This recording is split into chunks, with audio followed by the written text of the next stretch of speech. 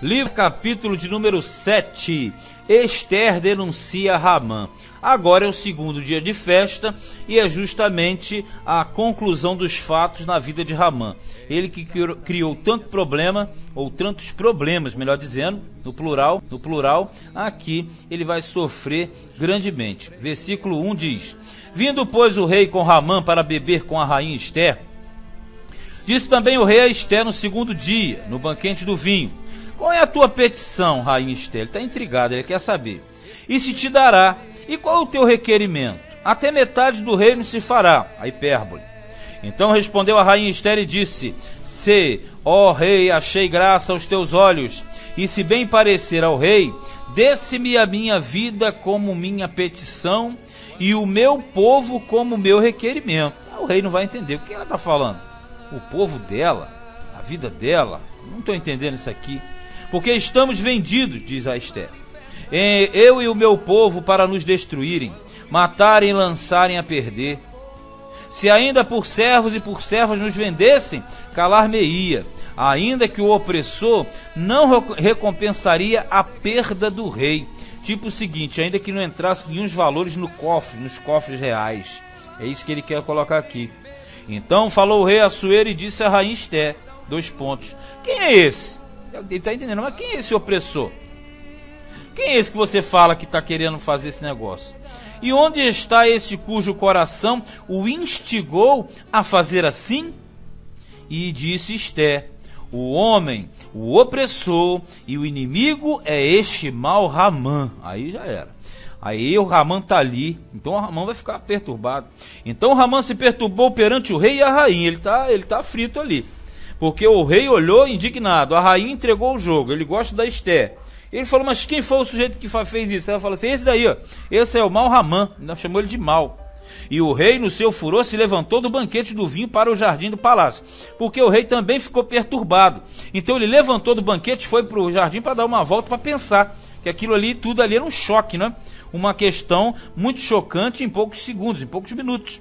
E Ramã se pôs em pé para rogar a rainha Ester, pela sua vida, porque viu que já o mal lhe era determinado pelo rei. Então, na cabeça do rei, o rei está pensando de quê? Do edito, quando ele mandou confirmar, quando ele pediu, quando ele deu o anel. Então ele está falando: peraí, esse cara fez isso sem me falar, então ele criou uma lei para condenar a minha mulher também, a minha esposa, a minha rainha. Isso ele pensando lá fora. E já o Ramã aqui dentro está pensando: eu tenho que me livrar, vou interceder junto à rainha, ela é a única que pode me dar misericórdia.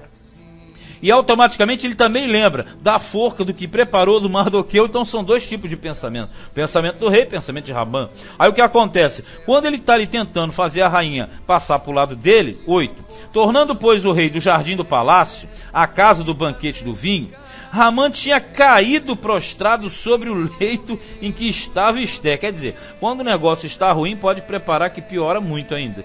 Aqui o cara estava desesperado. O rei saiu. Quando o rei volta, não fala aqui como. Se ele se lançou sobre a cama para suplicar, se ele tropeçou ou caiu, uma coisa é certa: quando o rei entra, está lá o Ramã em cima da cama. E em cima da cama da rainha, ó. Então disse o rei: porventura quereria também forçar a rainha perante mim nesta casa? Quer dizer, esse cara é abusado demais. Eu fui no jardim e agora está tentando forçar minha mulher, quer agarrar ela?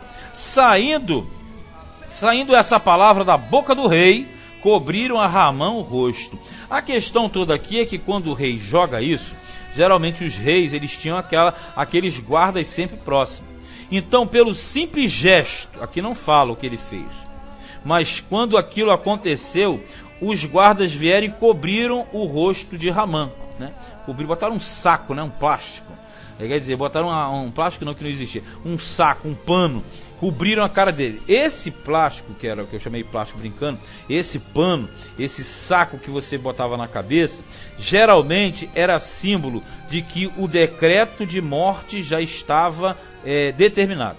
Você deve lembrar, já deve ter visto em vários filmes, que geralmente a pessoa, quando vai para uma forca, ela já vai justamente com a cabeça encoberta num saco, um saco de pano, e geralmente amarrado com barbante. E aquele saco só se tira na hora que ele está na frente da forca. Isso você vê por aí muito em filmes épicos. Então, no caso aqui, quando o rei constatou e falou por algum sinal, algum gesto, não fala, os guardas vieram cobrir o rosto de Ramã e iriam levá-lo. Então disse Harbona, um dos eunucos que serviam diante do rei: eis que também a forca de 50 côvados de altura que Ramã fizera para Mardoqueu, que falara para o bem do rei, aquele que falou das crônicas, e está junto à casa de Ramã. Então disse o rei: o quê? Olha só o que ele falou aqui. Tem uma forca, porque ele simplesmente aqui, você deve entender que aquele assunto da rivalidade era público, era notório. Então muitos sabiam, e nem todos estavam ao lado de Ramã, porque sabiam que ele não prestava. Então, na medida que viram que o negócio virou para o lado dele, o Harbona já falou: olha só, o rei, tem uma forca que o Ramã preparou para enforcar o Mardoqueu. Ele fala assim: aquele que falou para o bem do rei, quer dizer, aquele mesmo que entregou, que a gente leu as crônicas, aquele que o Senhor mandou honrar e foi ele quem carregou no cavalo. Aí o rei falou: como é que é? Tem uma forca preparada? Então leva esse cara e enforca nela. Ele diz assim: enforcai-o nela. E enforcaram, pois, a Ramã na forca que ele tinha preparado para Mardoqueu. Então o furor do rei se aplacou. Olha, nós sabemos o seguinte: biblicamente, todo aquele que era pendurado no madeiro era considerado maldito de Deus. E não é à toa que o Ramã, ele morre enforcado. E ele morreu enforcado na forca que ele preparou para os judeus, ou melhor, para o judeu Mardoqueu. Agora só que ainda vai ter um outro problema.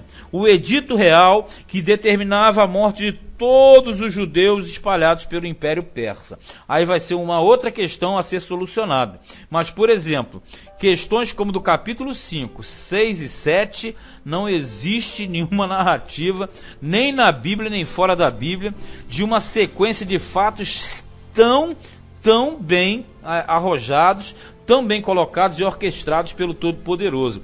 Aqui nesse livro, que não fala de Deus, mostra o infinito poder de Deus sobre os seus. Ele tem poder de virar, transformar, mudar tudo de uma forma que ninguém imagina, e ele pode fazer isso a qualquer momento. E o judeu Mardoqueu foi livre da mão do Ramã, sem sequer fazer nada. Simplesmente ele ficou na dele, na inocência dele, e fazendo as coisas que Deus tinha colocado no seu coração. Ele não mexeu uma palha, porque tudo aconteceu por um controle divino sobre a vida dele. E Esté sim funcionou, porque ela foi para o palácio para esse dia, para essa hora e para esse momento. Esse foi o livro de Esther, capítulo de número 7.